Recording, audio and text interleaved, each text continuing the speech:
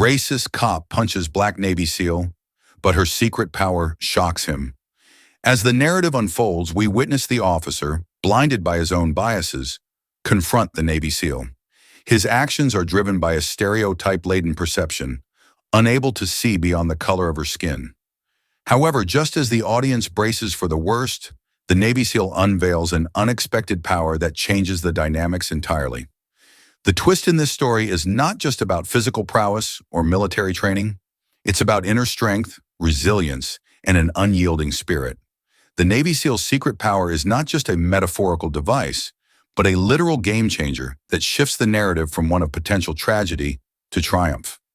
If you're excited about this story, please let us know. If you enjoyed the video, please press 1. If not, press 0. Your feedback has inspired me to collect more uplifting and meaningful stories. The night hung heavy over the abandoned industrial district, where the rusted skeletons of old factories stood like silent witnesses to a bygone era.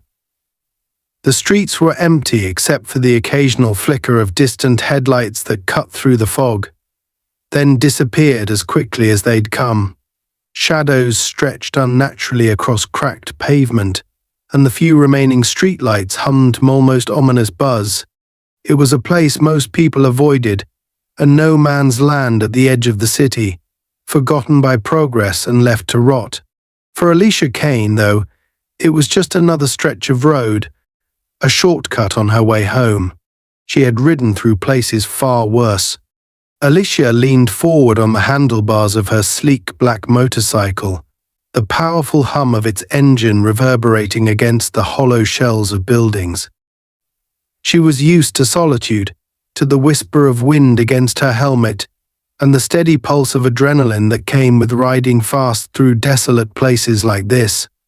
The smell of motor oil and damp concrete filled the air, familiar and strangely grounding. After 3 grueling months deployed overseas on a classified mission with her Navy SEAL team, this quiet emptiness felt almost peaceful. For someone like Alicia, who had spent countless nights moving under the cover of darkness through hostile territory, the eerie quiet of an industrial graveyard was a welcome change. She had always been different. A black woman leading an elite military unit in a male-dominated world didn't happen by chance.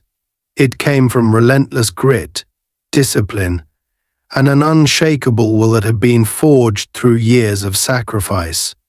Alicia was no stranger to being underestimated, misjudged, or ignored by those who didn't understand her or didn't want to. But she'd never needed their validation. Her actions spoke for her, her leadership had earned her respect, and her reputation was untouchable.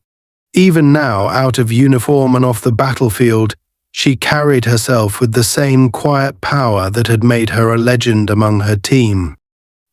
Underneath the black leather jacket and riding gloves, her muscles ached from months of pushing her body to its limits, but Alicia welcomed the pain. It was a reminder that she was alive, that she'd made it back when so many others didn't.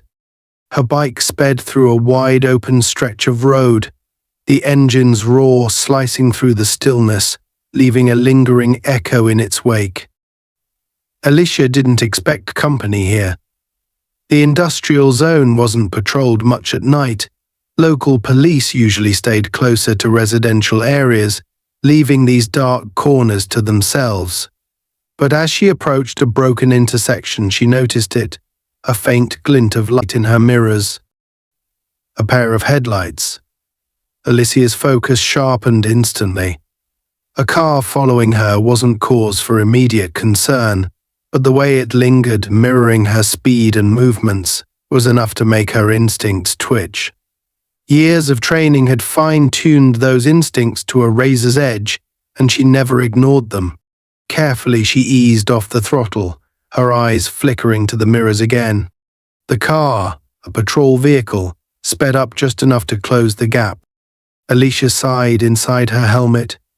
She'd been through this before, pulled over for no real reason, given suspicious glares for fitting the description.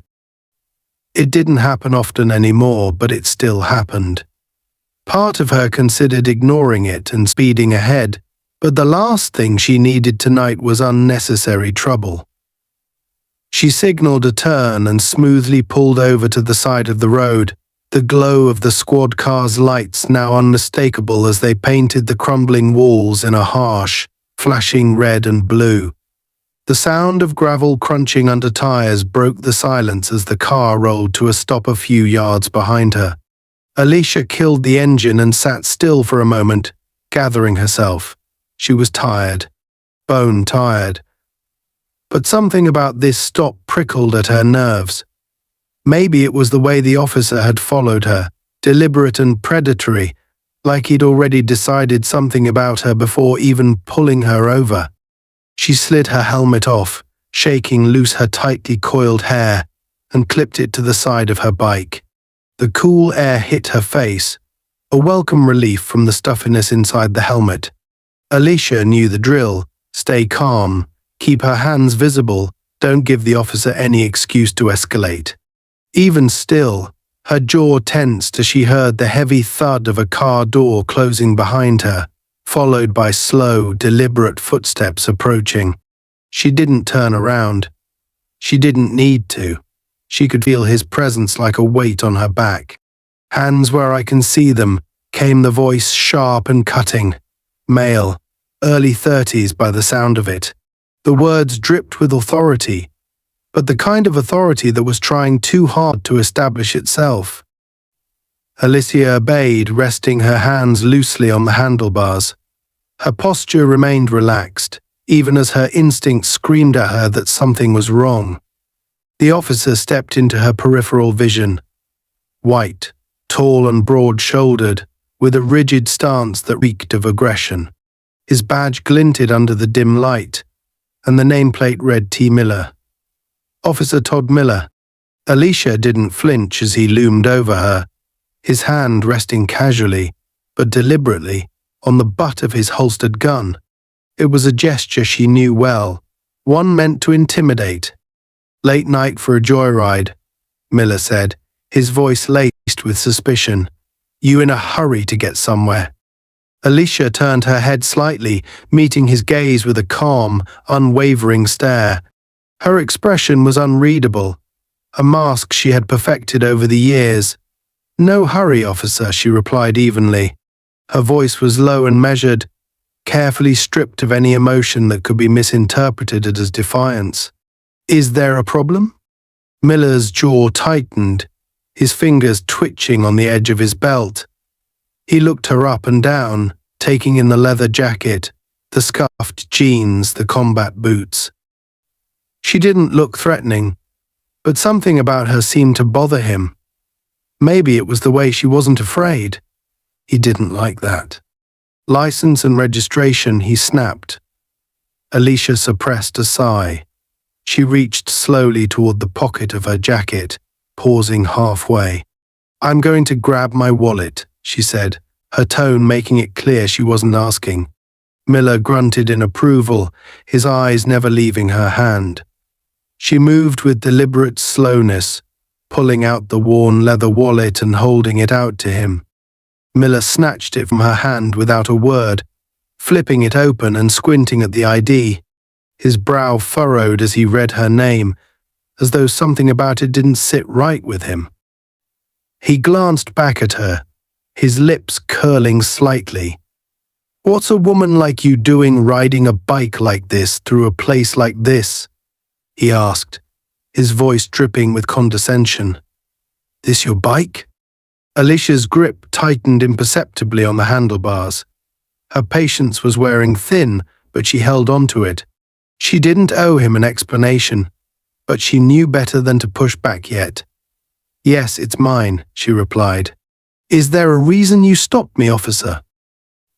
Miller ignored the question, his eyes flicking back to the bike, then to her again, as though searching for something to confirm whatever narrative he'd already written in his head. "Step off the bike," he ordered suddenly. The edge in his voice sharpened, and Alicia felt the shift in the air like a storm rolling in. Her gut told her this wasn't going to end as simply as a routine stop. She hesitated, just for a moment, then swung her leg over the bike and stood to her full height, her shoulders squared and her chin held high. Even without trying, she exuded an authority that unsettled Miller. He didn't know why, but he hated it. He hated the way she looked at him. Not afraid, not deferential, just steady, unshakable. "I need to search the vehicle," Miller said, already moving toward the bike. Alicia's brow furrowed, her voice finally hardening. "You don't have cause for that." Miller froze, turning back to face her. His expression darkened, and his fingers flexed dangerously close to his weapon. "What did you say to me?" he growled, his voice low. For the first time, Alicia allowed her mask to slip, just a little. She met his glare head-on, her eyes like flint. "You heard me," she said, her voice carrying a warning. "You don't want to do this." But Miller didn't listen. He never did. The night air had turned sharp, carrying with it the faint metallic tang of old machinery and forgotten factories, a smell Alicia Kane barely noticed as she stood face to face with Officer Todd Miller. Her shoulders remained squared, her breathing steady and deliberate.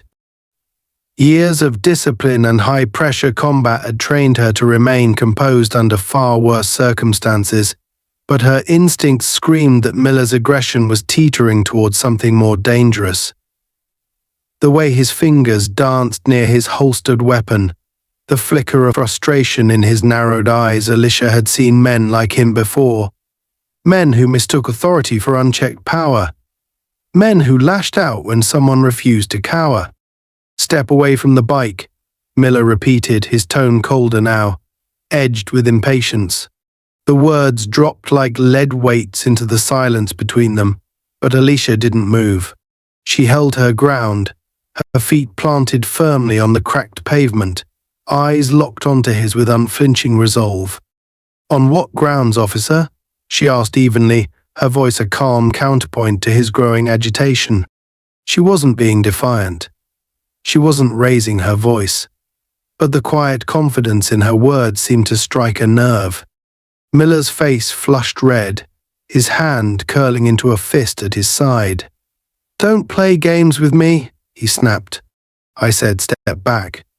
You don't get to ask questions. You do what I tell you to do." Alicia's jaw tightened.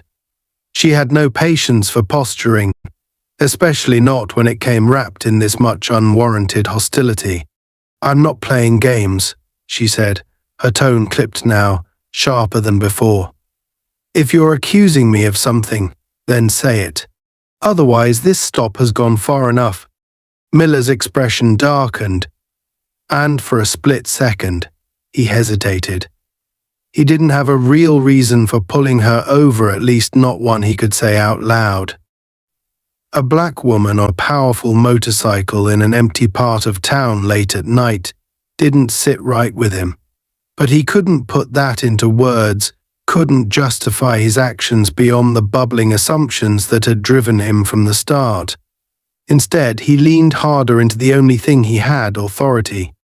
"You don't get to decide when this stop is over," he growled, stepping closer. "I'll tell you when you can leave. Now, move back and let me do my job." He closed the distance between them, his boots scuffing against the gravel-strewn pavement. Alicia didn't move, but her muscles coiled like springs ready to act. Her patience, though vast, wasn't infinite. She could handle hostility. She could handle suspicion. But the moment this escalated into physical force, there would be no going back. And Alicia Kane wasn't the type to let anyone put hands on her unchallenged. "Don't do this," she said quietly, the warning clear in her voice. "You're about to cross a line." Miller's face twisted into a sneer, his lips curling in a mockery of a smile. "You think you're gonna tell me how to do my job? Ha! I've seen your type before. Think you're smarter than everyone else. Think the rules don't apply to you. I don't care how calm you act, you're not talking your way out of this one. Hands on the car, now." His voice echoed off the rusting walls around them, sharp enough to send a chill down the spine of anyone listening. But there was no one. Just the two of them locked in a dangerous standoff, the tension between them a taut wire ready to snap. Alicia's expression remained stony as Miller's hand shot out toward her arm, his fingers aiming to grip and force her into compliance. He didn't make it. The movement was instinctual, as natural to her as breathing. Alicia shifted her weight in an instant, pivoting her body just enough to evade his grasp. At the same time, her hand shot up, catching his wrist in a grip that stopped him cold. The suddenness of it caught Miller completely off guard. His eyes widened, shock flashing across his face as he realized how effortlessly she had countered him. "Take your hand off me," Alicia said, her voice low but carrying enough weight to freeze a lesser man in place. But Miller wasn't backing down.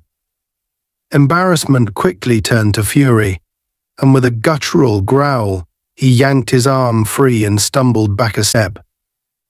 His hand immediately dropped the baton hanging from his belt. The snap of it being pulled free cut through the air like a whip crack. But Alicia didn't flinch. She had already assessed him, already calculated every move he might make next. "You just made a big mistake," Miller spat, his teeth bared like an animal cornered and desperate to reclaim control. Alicia lifted her chin slightly, her voice cool and cutting. "No, Officer Miller, you're the one making mistakes." Miller didn't listen. Rage clouded his judgment, pushing him to act before he thought. He lunged forward, the baton arsing down in a violent swing aimed at her shoulder. For most people, that strike would be the end of the fight. For Alicia Kane, it was nothing but a miscalculation on his part. In one fluid motion, she sidestepped the attack, her arm flashing up to intercept. Her hand closed around his wrist again, this time with far more force. Miller let out a strangled grunt as Alicia twisted, leveraging his momentum against him. His baton clattered uselessly to the ground, the sound ringing like a gunshot in the quiet. Before he could react, Alicia stepped in close, her other hand pressing against his chest as she swept his legs out from under him. The world tilted sideways for Miller, and he hit the ground hard, the air rushing from his lungs with a painful gasp. Alicia released him and took a measured step back, her breathing still perfectly controlled, her eyes locked on him like a predator waiting for its prey to make a mistake. She didn't want to hurt him. If anything, she pitied him. His arrogance, his recklessness, they would be his undoing. Miller scrambled to his feet, his face red and contorted with rage. "You're under arrest," he shouted, though his voice cracked with a hint of uncertainty. He reached for the radio on his shoulder, fumbling as he tried to call for backup. "This is Officer Miller, I need." Alicia cut him off with a single step forward, her voice slicing through his panic like a knife. "Don't bother," she said. "You won't need backup tonight. What you need is to take a long, hard look at yourself." Miller froze, his hand hovering near his radio as he stared at her, his anger momentarily eclipsed by confusion. Alicia held his gaze, unflinching. For a moment, the world seemed to stand still. "I warned you," she continued, her tone colder now, sharper. "You came at me with aggression instead of reason. You treated me like a threat because of what? My bike? The color of my skin? Or because I didn't roll over when you barked an order? Whatever it was, you've shown me exactly who you are tonight. And trust me, Officer Miller, I'm not impressed." Miller's chest heaved as he stood there, speechless. His radio crackled faintly, the voice on the other end calling his name, asking for an update. But he didn't answer. He couldn't. Alicia took one last look at him, at the man who had tried to exert power over her and failed miserably before turning her back to him. She walked to her motorcycle, her movements unhurried and deliberate.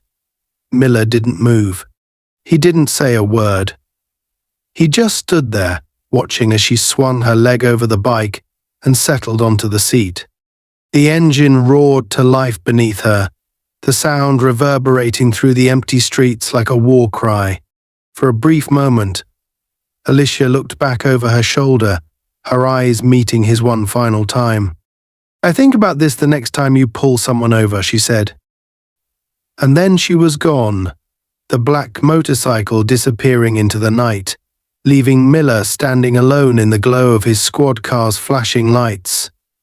The air was different now, thicker, heavier, as if the industrial graveyard around them held its breath, watching the events unfold like a silent witness. The red and blue lights of the patrol car continued to spin, casting eerie, shifting shadows against crumbling factory walls, and Alicia Kane's black motorcycle. Todd Miller stood there, his chest heaving, fists clenched at his sides, as though trying to physically hold on to the authority that was slipping through his fingers like sand. He couldn't believe what had just happened. This woman, a biker, a nobody in his eyes, had not only countered his first move but had knocked him off balance in front of his own patrol car. For Miller, that was unforgivable. He straightened up, brushing dirt off his uniform with unnecessary force, his face flushed with a mixture of embarrassment, rage and bruised pride. The echoes of his fall still rattled in his ears, and he could feel the sting of gravel biting through his uniform where his elbow had hit the ground. His hand shot back toward his belt, where his baton had fallen moments earlier, but it wasn't there. It lay uselessly on the ground a few feet away, just out of reach. He glared at Alicia with undisguised hatred, her calm, steady gaze only fueling the fire raging inside him. "You're going to regret that," Miller growled, his voice low and strained, as though the words had been dragged through his clenched teeth. Alicia tilted her head slightly, her expression unchanging. Her dark eyes met his with an intensity that unnerved him further. She looked like a predator assessing its prey, not a woman caught in a police stop gone sideways. It was infuriating. "You started this, officer," Alicia replied, her tone as steady as ever, almost maddeningly so. There was no fear in her voice, no submission, just an unwavering calm that reminded him of a soldier or someone who had seen far worse than he could ever dish out. And that only made him angrier. Miller took a step closer, his boots grinding against the gravel with each deliberate movement. He no longer cared about procedure, about protocol. All he could see now was his own humiliation replaying in his mind. This woman, this stranger, had dared to undermine his authority, and he couldn't let that stand. "Turn around. Hands behind your back. Now," he barked, his voice rising to a shout that echoed across the empty streets. Alicia's brow furrowed slightly. "You're escalating this for no reason," she said coolly.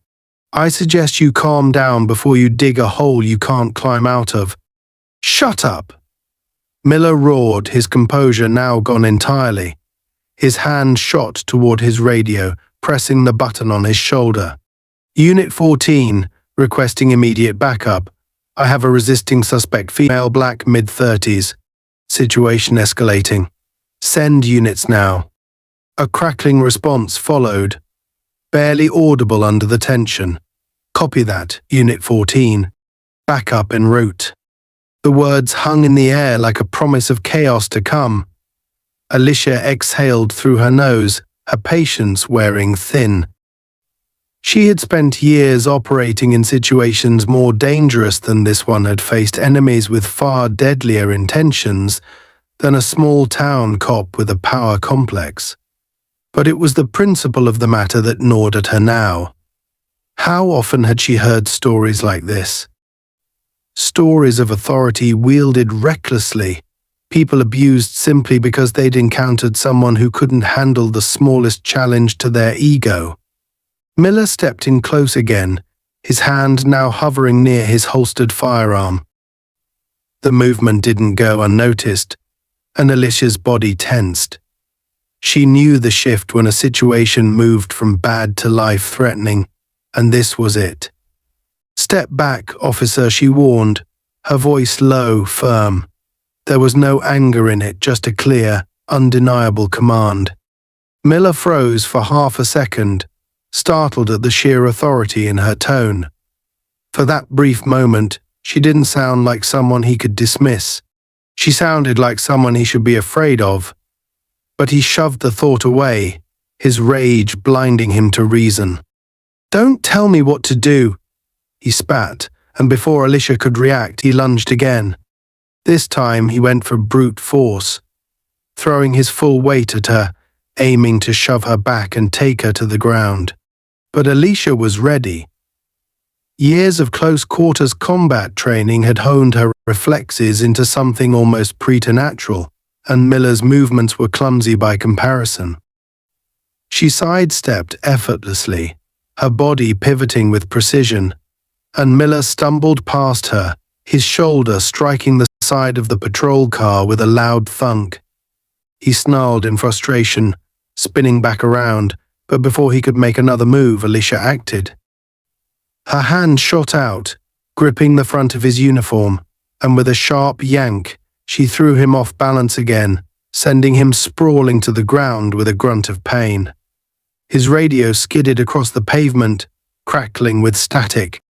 Alicia stepped back, her eyes never leaving him, her chest rising, falling with controlled breaths. She didn't want to hurt him. She didn't even want this fight.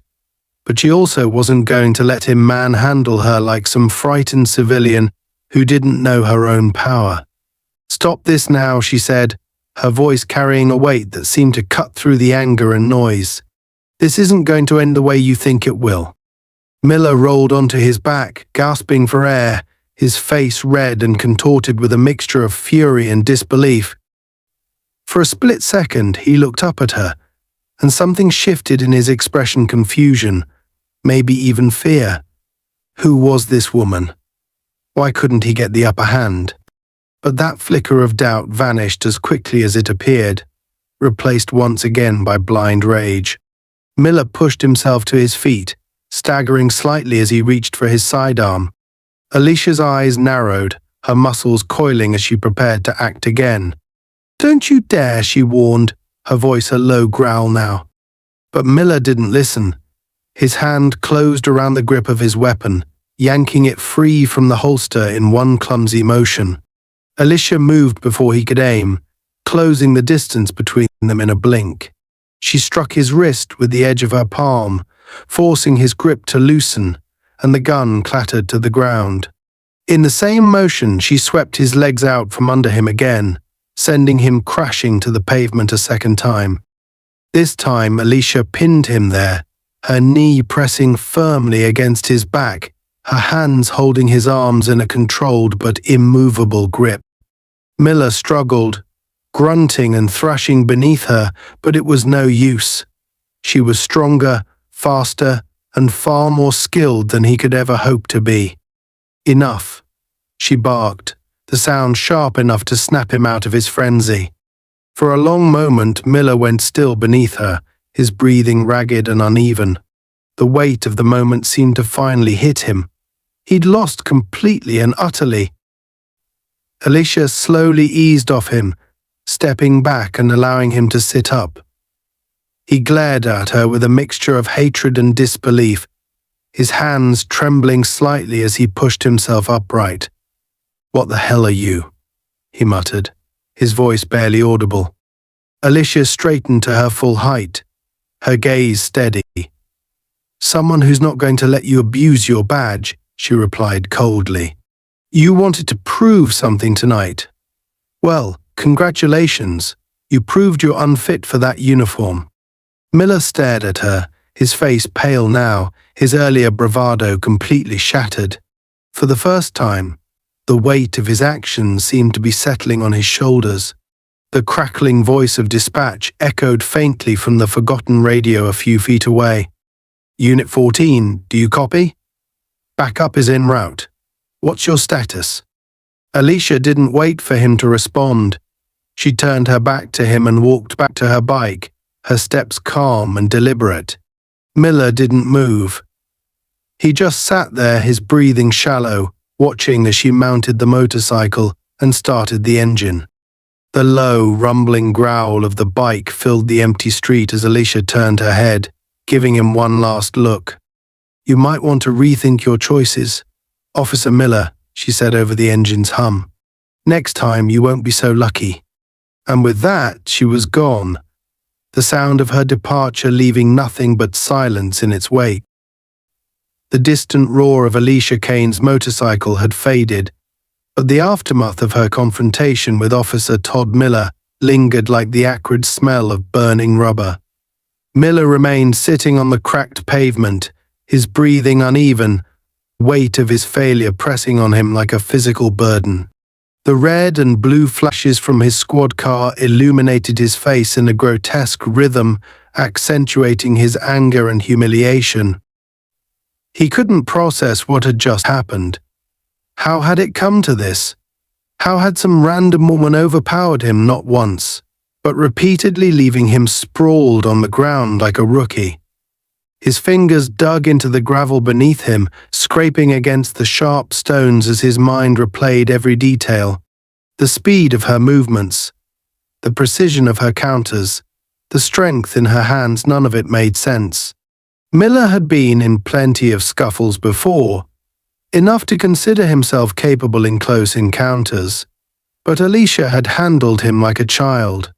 It wasn't just skill, it was dominance. And that thought enraged him more than anything. Unit 14. Do you copy? Status report. The dispatch radio crackled again, its metallic voice snapping Miller out of his spiraling thoughts. He staggered to his feet, his uniform stained with dirt and shame. Reaching for his radio with trembling fingers, he pressed the button and tried to steady his voice. This is Unit 14, he croaked. Situation is under control.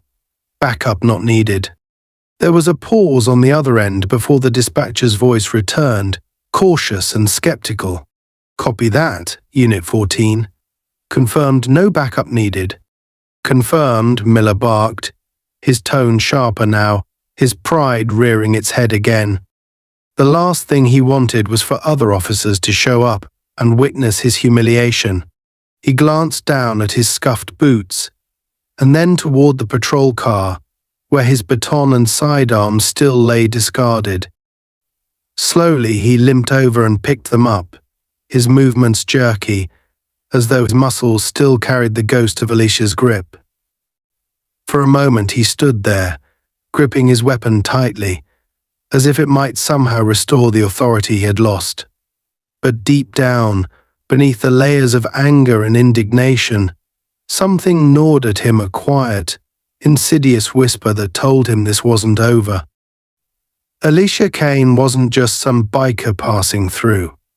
He had seen something in her eyes, something unnervingly familiar, a sharpness, a depth, a quiet confidence that belonged to people who'd faced battles far greater than he could imagine.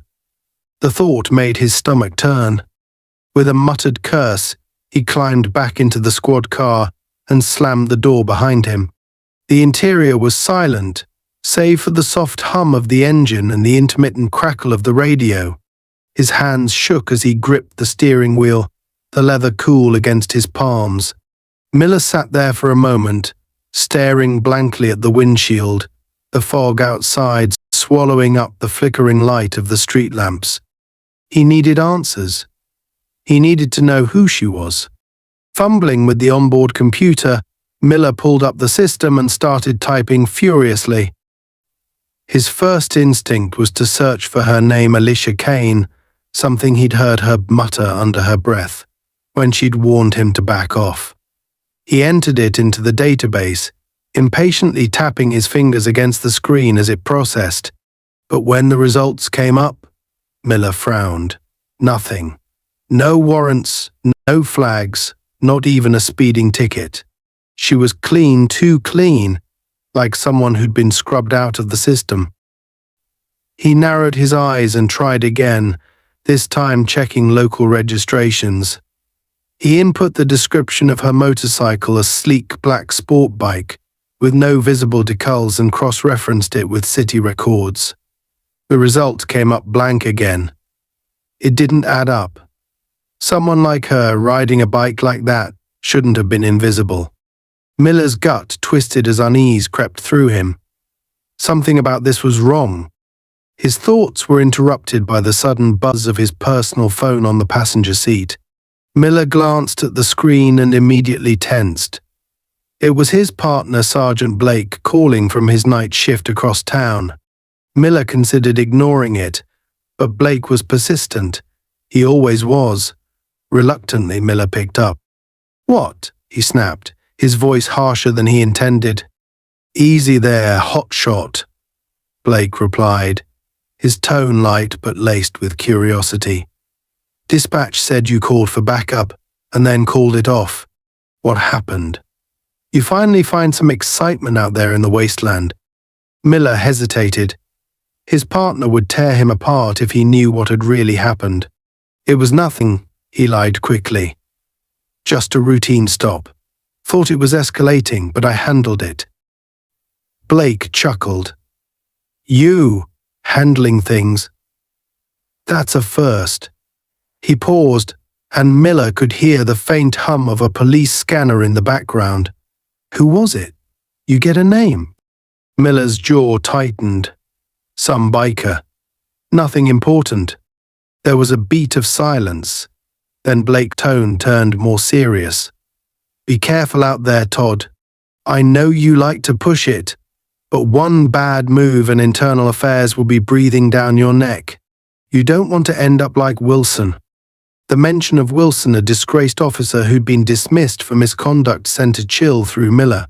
He clenched his teeth, his grip on the phone tightening. "I said it's fine," he growled. "Don't worry about it." "Whatever you say, man. Just watch yourself." Blake hung up, leaving Miller alone in the silent squad car once more. Miller tossed the phone onto the seat beside him, his mind racing. He hated Blake's condescending tone almost as much as he hated the fact that the man was right. One wrong step, one complaint filed, and everything Miller had built his career, his reputation could crumble. But tonight wasn't his fault. He'd been provoked. That woman had disrespected him, undermined him, and she needed to be held accountable. He stared out at the empty road ahead, the shadows stretching endlessly into darkness. Slowly, he shifted the car into gear, his hands steadying as the engine growled to life. He wasn't going to let this go. Not yet. He would find her again. He would figure out who she was and how she had managed to humiliate him so thoroughly. And then he'd make sure she regretted it. Meanwhile, miles away, Alicia Kane pulled into the garage of her modest, two-story home on the outskirts of the city. The engine of her motorcycle rumbled to a stop, and for a brief moment, there was only silence, the kind of silence that came at the end of a long, exhausting day. Alicia swung her leg over the bike, tugging off her gloves and helmet before running a hand through her short, tightly coiled hair. Her face remained impassive, but deep in her chest, she could still feel the faint thrum of adrenaline that lingered after the confrontation with Officer Miller. She didn't regret how it had played out, far from it.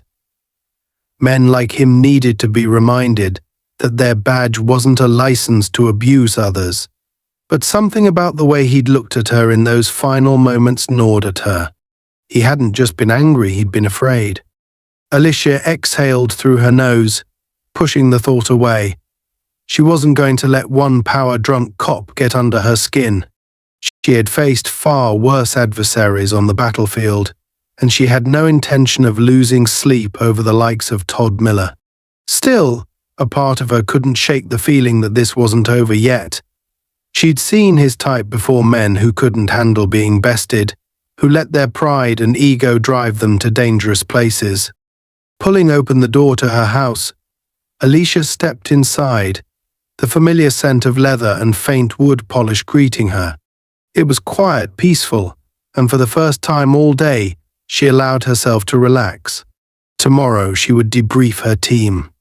Tomorrow she would continue her work, her purpose. But tonight, she stood at the window for a long while, staring out at the dark horizon. Somewhere out there, Officer Miller was seething, plotting, convinced that he still held the upper hand. He didn't. He never would. The harsh morning sun slashed through Todd Miller's blinds like an unwanted intruder, cutting the darkness of his small, cluttered apartment. Empty beer bottles lined the coffee table. His uniform shirt was crumpled in a heap on the floor, the dried dirt from last night's events still crusted into the seams. Miller sat slouched on the edge of his sagging couch, his elbows on his knees and his face buried in his hands. His head pounded, part hangover, part shame. Sleep had eluded him entirely, and every time he closed his eyes, the night replayed itself in flashes, the sharp sound of his baton clattering on concrete, the unrelenting grip of her hands as she put him down, her voice steady, cutting through the chaos like a blade. The humiliation was eating him alive. She hadn't just outmatched him physically, she'd taken his authority and crushed it beneath her heel. He couldn't let it go. He shoved himself upright, running his hands through his disheveled hair. The clock on the wall read 7:23 a.m. shift change was in less than an hour. The department would ask about last night's call. His report had been vague. A generic note about routine stop resolved without incident. Miller had told himself it was the best way to bury the whole mess. No one needed to know, but burying it didn't make the gnawing shame go away. Who the hell is she? He muttered to himself, pacing the room, his boots thudding against the peeling linoleum. She wasn't a nobody, that much was clear. The speed, the precision, the absolute control she'd shown. That wasn't something you learned in a self-defense at a community center. Whoever she was, she had training, military maybe, or law enforcement. The thought made him sick. If she was connected to something bigger, then what did that make him? He grabbed his phone from the table, scrolling through his contacts until he reached one name, Blake. His partner might be annoying as hell, but Blake had access to things Miller didn't. Databases. Quiet favors from dispatch. Miller hesitated for a moment before pressing call, grinding his teeth as he waited. The phone rang twice before Blake's gruff voice answered. Blake. "It's Miller," he said quickly. "I need a favor." There was a pause. Jesus, Todd, it's 7 in the morning. Did you sleep at all? Listen, Miller snapped, his tone clipped. I need you to run a name for me. Alicia Kane. She's someone I encountered last night. Last night? Blake's voice sharpened. What happened on your shift? It doesn't matter, Miller said, a little too fast. Just check. I need to know who she is, if she's military, law enforcement, whatever. I need details. There was silence on the other end. The pause dragging on uncomfortably long. Blake's tone was cautious when he finally replied. You're not screwing around with this, are you? If this is Iowa material, I'm not getting pulled into it. It's not internal affairs, Miller lied through gritted teeth. I just want answers. Fine, Blake muttered. I'll look into it. But you owe me. The call ended abruptly, and Miller dropped the phone onto the couch beside him. He exhaled slowly, trying to steady himself, but his hands were still shaking. He could already feel the walls closing in, the thin veneer of control he'd held for so long cracking like glass. Hours later, As Miller sat in his squad car in an empty lot, his phone buzzed with an incoming message. "Blake!" Miller snatched it up, his eyes scanning the text. Ran her name. No hits. Nothing on public records. It's like she doesn't exist. You sure about this? Miller felt the blood drain from his face. Nothing. No hits. It didn't make sense. He slammed his fist against the steering wheel, the horn blaring angrily into the quiet.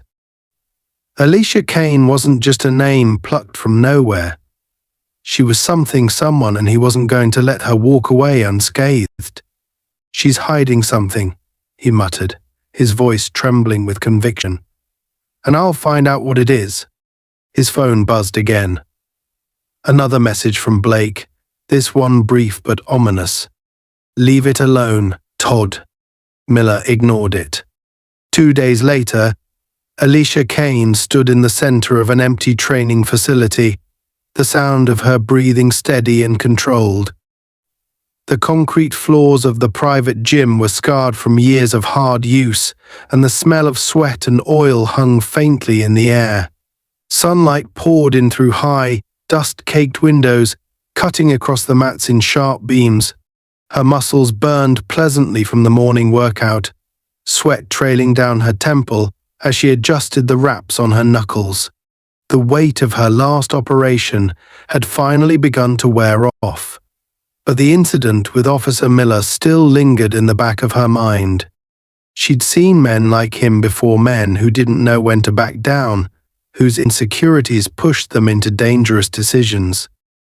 She hadn't wanted the situation to escalate, but the way Miller had looked at her that night, she knew he wouldn't let it go. She'd given him a warning. Whether he heeded it or not was up to him. Alicia rolled her shoulders, ready to move into another set of drills, when her phone buzzed from the edge of the mat. She grabbed it, frowning as she saw the message. "Heads up. Someone's asking questions about you. Department database pinged your name. Might want to watch your six." It was from one of her contacts, a former SEAL who now worked quietly in cyber intelligence. Alicia's jaw tightened as she read the message again. "Of course he didn't let it go," she muttered. She didn't have to guess who the someone was. Todd Miller. Her instincts had been right. She was about to type a reply when a faint noise outside caught her attention, a low rumble of an engine idling where it shouldn't be. Alicia's body went still, her senses sharpening. Carefully, she slipped her phone into her pocket and walked to the window, peering through the dusty glass. A police cruiser sat parked just across the street, the driver inside barely visible through the tinted windshield. Miller. Alicia exhaled slowly, her jaw tightening. The man really didn't know when to quit. She turned away from the window, tugging her wraps off one by one, her movements slow and deliberate. If Miller wanted to escalate this, he was about to get far more than he bargained for. Across the street, Todd Miller sat in his squad car, his hands gripping the steering wheel so tightly his knuckles were white. He could see her inside through the window, her figure silhouetted against the sunlight as she moved across the gym. She looked calm, unbothered, like she hadn't just spent the last 2 days living rent-free in his mind. He felt his pulse quicken, his anger bubbling to the surface again. He'd told himself he was just here to watch, to get answers, but the longer he sat there, the more the rage churned inside him. She had humiliated him, disrespected him. That wasn't something he could let go. With a sudden burst of energy, Miller pushed the car door open and stepped out onto the cracked asphalt. The slam of the door echoed across the street, a sharp sound that carried with it the tension of what was to come. Inside the gym, Alicia turned at the sound. She stood in the center of the mat, arms relaxed at her sides as she watched him approach through the open doors. Miller marched inside, his boots echoing against the concrete, his face set in a mask of determination and fury. "You didn't listen," Alicia said simply, her voice calm but carrying the weight of a warning. Miller stopped a few feet away, his chest heaving as he glared at her. "I don't take orders from you." Alicia tilted her head slightly, her gaze steady. "Then maybe you should start." For a moment, the two of them stood there, the air between them charged with an unspoken challenge. Alicia could see it in his eyes, the storm building, the moment of decision. He wasn't here to talk. "You want another lesson, Officer Miller?" she said quietly, taking a step forward. "Because you're not ready for this one." Miller's hand twitched near his belt, and Alicia's eyes narrowed. "Don't." But he did. The silence inside the training facility felt suffocating, thick and heavy like a storm cloud ready to burst. Alicia Kane stood perfectly still in the center of the gym, her posture calm but coiled with energy, her focus locked entirely on Todd Miller as he inched closer, his boots echoing sharply on the cracked concrete floor. Outside, the sun hung high, but the windows let in only slivers of light, transforming the gym into a cavernous half-lit battlefield, a perfect metaphor for the conflict about to unfold. Miller's hand hovered near his belt, where his baton was clipped, and his face was twisted in a mask of desperation and fury. Sweat shone on his brow despite the chill of the morning, and his breathing had already turned ragged, as though the act of standing across from Alicia drained him of every ounce of composure. In his mind, this moment was his redemption, a chance to erase the humiliation of 2 nights ago, to reclaim control that had slipped through his fingers like smoke. "You should have stayed out of my way," Miller growled, his voice trembling as he took another step toward her. His fingers curled and uncurled near the baton, itching to draw it, to escalate this to a place where he believed he could dominate. Alicia didn't move. She didn't blink.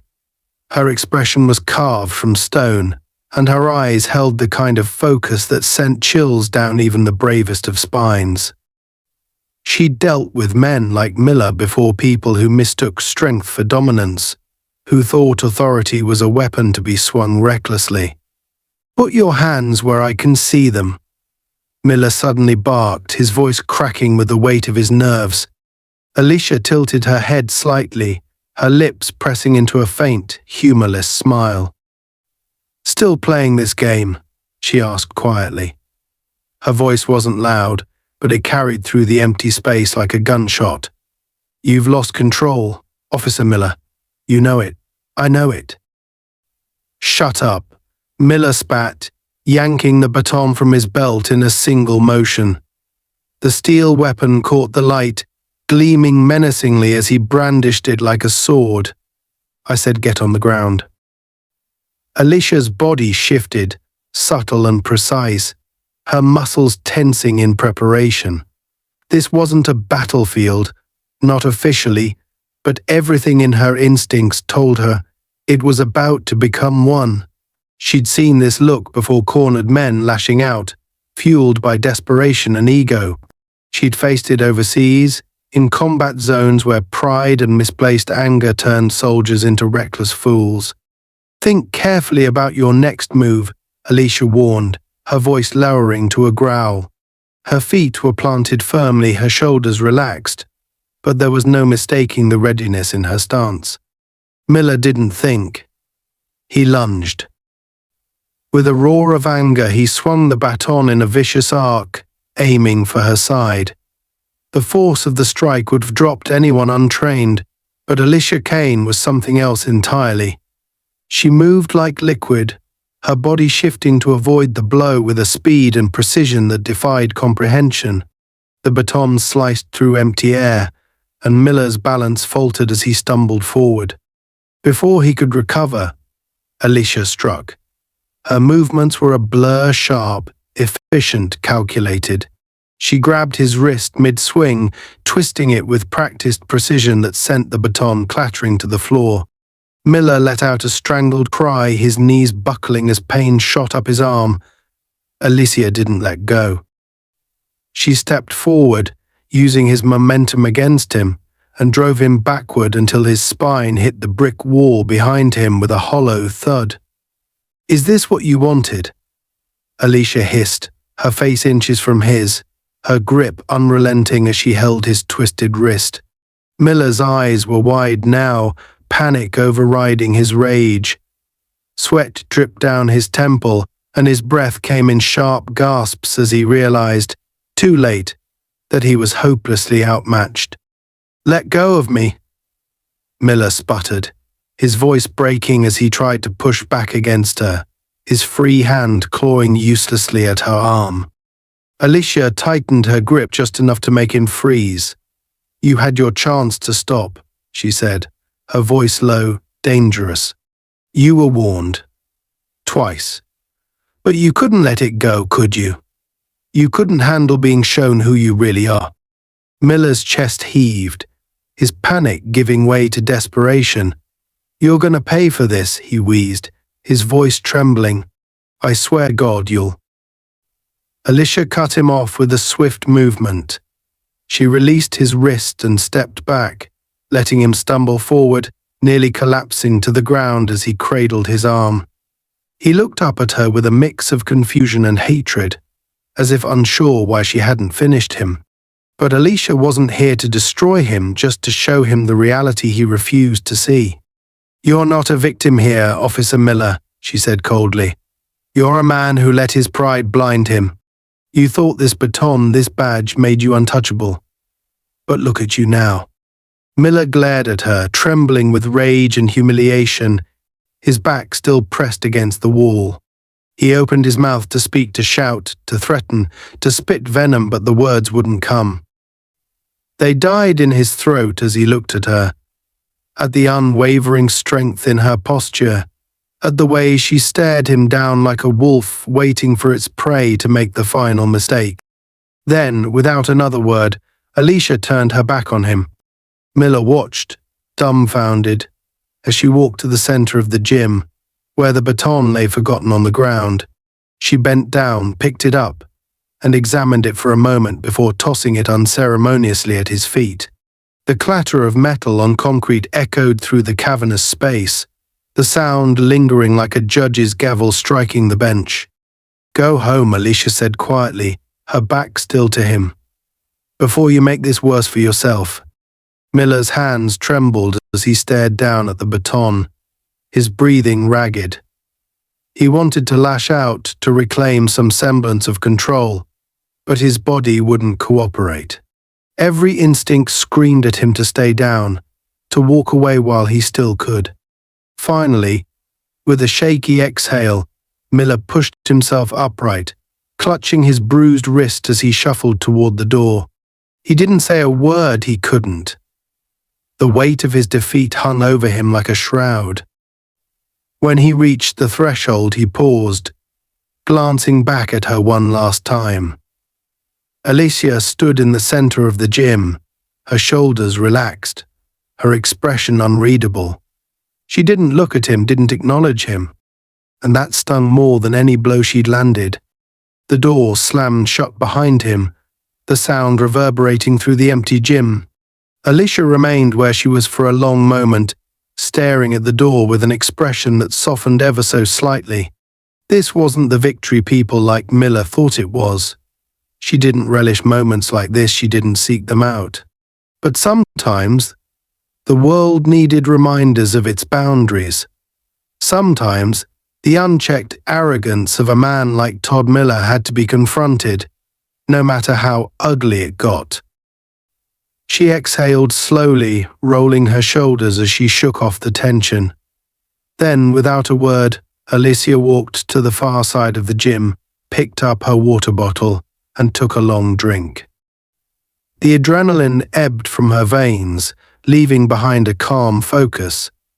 There was still work to be done, still battles to fight, some on the battlefield, others here, in places where power was abused and lines were crossed.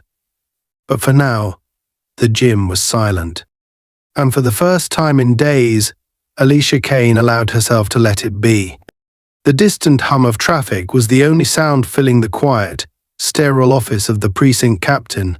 Todd Miller sat on the other side of the polished oak desk, his shoulders slumped, his Shulder's uniform wrinkled and disheveled. The blinds were drawn, blocking out the morning sun, leaving the room dim except for the harsh fluorescent light overhead. Captain Reynolds, a grizzled veteran with grey at his temples and a voice like gravel, leaned back in his chair, his expression unreadable as he flipped through the report Miller had submitted. The silence stretched, growing heavier with every passing second. Miller felt sweat gathering at the base of his neck, his stomach churning with a mix of shame and dread. This wasn't how it was supposed to go. He told himself he was justified, that his actions were warranted. But the more he sat here, the more the events of the last few days clawed at the edges of his mind, refusing to be suppressed. Finally, Reynolds closed the file with a deliberate snap and folded his hands on the desk. He looked at Miller, his sharp blue eyes piercing through the younger officer like a scalpel. "What the hell were you thinking?" Reynolds said, his voice low but heavy with disappointment. Miller flinched, his mouth opening and closing as he searched for an explanation that wouldn't sound as pathetic as he felt. "Captain, she was resisting," he stammered. "She was acting suspicious." Reynolds raised a hand, silencing him. "Don't," he said sharply. "I've heard enough of your excuses. You're lucky this didn't escalate further than it did. You're lucky she hasn't filed a formal complaint or worse." Miller blinked, confused. "She hasn't?" Reynolds let out a bitter chuckle, shaking his head. "No, she hasn't. But that doesn't mean you're off the hook." He leaned forward, his elbows resting on the desk as he pinned Miller with a hard stare. "Do you have any idea who you're dealing with? Do you know who she is?" Miller swallowed hard, his throat dry. I tried to run her name, but nothing came up. I thought." "You thought wrong," Reynolds interrupted. He pulled a sheet of paper from the file and slid it across the desk toward Miller. "This came through unofficial channels this morning. I suggest you read it carefully." Miller hesitated, his hand trembling as he picked up the document. His eyes scanned the page, and with each line, his stomach sank further. Alicia Kane, Commander, United States Navy SEALs, Classified Operations, Combat Decorated Veteran, Special Clearance Level. His grip on the paper tightened, his knuckles whitening as the weight of the information bore down on him. Alicia Kane wasn't just a random civilian or an ex-military officer. She was someone with power, real power, and a reputation that extended far beyond the precinct's jurisdiction. "She's one of the most respected operatives in the military," Reynolds continued, his tone hard. "And you? You thought it was a good idea to antagonize her, to escalate, to try and physically overpower her. Do you even understand how badly you screwed up?" Miller's mouth went dry. I didn't know," he said weakly, his voice barely above a whisper. "No, you didn't," Reynolds shot back. "Because you didn't stop to think. You let your pride, your ego, and whatever other garbage you're carrying around guide your actions.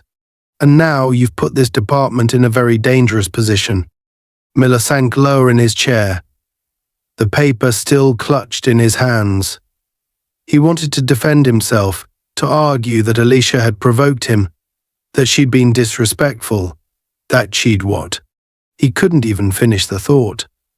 None of it mattered. Not anymore. Reynolds sighed heavily, rubbing a hand over his face. For a moment, the room was silent again, the tension hanging thick in the air. "Here's what's going to happen," Reynolds finally said, his tone calmer but no less firm. "You're going on administrative leave effective immediately. During that time, you're going to take mandatory de-escalation training, along with whatever other programs the department deems necessary. And if I so much as hear your name in the context of another complaint, you're done. Do I make myself clear?" Miller nodded numbly, his gaze fixed on the paper in his hands. "I said, Do I make myself clear? Reynolds barked. Yes, Captain, Miller mumbled, his voice hollow. Good. Now get out of my office. Miller stood on unsteady legs, his body moving on autopilot as he exited the room. The hallway felt impossibly long, the fluorescent lights buzzing overhead like an accusation. Every step felt heavier than the last, the reality of his situation sinking in with brutal clarity. Across the city, Alicia Kane stood at the edge of a private shooting range, the weight of her custom pistol familiar and steady in her hand. The smell of gunpowder lingered in the air, mingling with the crisp breeze that swept across the open field. A row of targets stood 50 yards away, each one bearing the faint scars of previous hits. She exhaled slowly, her focus narrowing as she lined up her shot. The pistol bucked in her hand, the sound of the shot splitting the air, and the bullet struck dead center on the target. Alicia lowered the weapon, her gaze steady, her breathing controlled. The confrontation with Miller hadn't shaken her. It took far more than that to rattle someone with her experience, but it had left her thinking, as incidents like that often did. How many times had she faced people like him?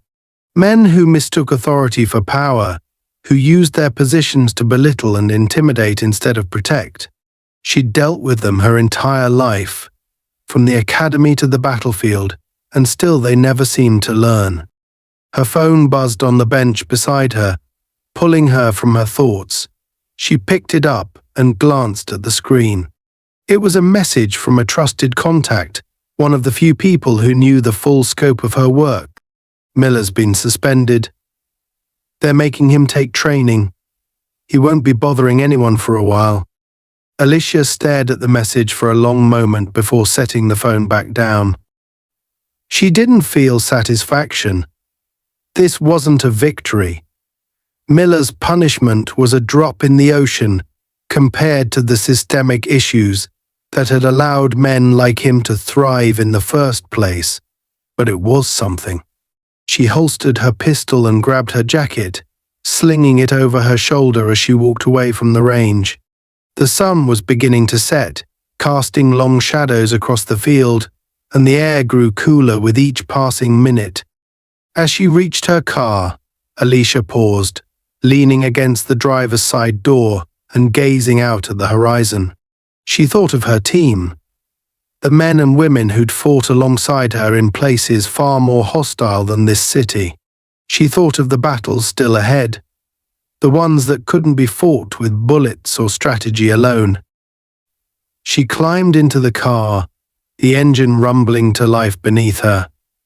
There was no room for complacency, no time to rest on small victories. The world was full of people like Todd Miller, and it would take more than one confrontation to change that. But Alicia Kane wasn't one to back down. Not now. Not ever. With that thought, she pulled out onto the road, the hum of the engine carrying her forward into the fading light. There was still work to be done, and she intended to do it. What were your thoughts and feelings after listening to the story? Did it resonate with your own experiences or emotions in any way? We would love to hear your insights and reflections, so please share your comments below.